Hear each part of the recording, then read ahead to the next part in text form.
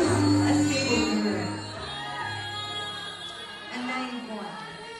Before I joined the competition, afraid of expressing myself, showing what I have, and very hesitant to share the talents I possess. I was afraid of trying and afraid of facing life as it is. But all of these points of view had changed. Opportunity knocked for me to go beyond the limitations and start facing the challenges of my life, my college life.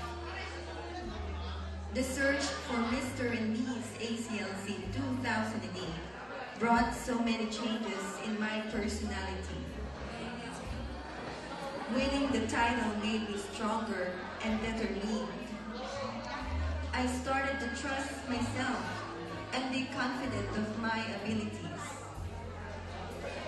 Despite the hard and very tiring rehearsals, I still managed to continue, and in the end, I succeeded. Never in my life that I have thought of winning this competition alone. My success would not be possible without the help of all the people who care about me.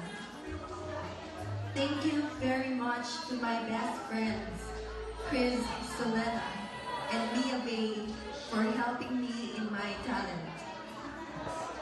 To all my friends, Myla, Fab, Martin, Benjo, Ara, and Mira, for the untiring support that you gave me.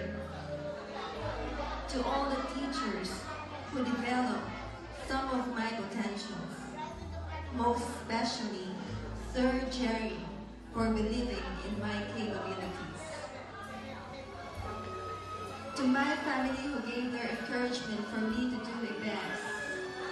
To my special someone, Kerwin Mar Dizon, who is always at my side to give me inspiration and courage to go on. And most importantly, to our God, who never leaves us in our journey in life. This title that I gained, it is not just a title. It is a responsibility. And now that I will be giving it to someone, I hope that you will take good care of it. This crown and this title should not only be a part of your mind, but also your heart. Thank you very much to all of you, and God bless you all.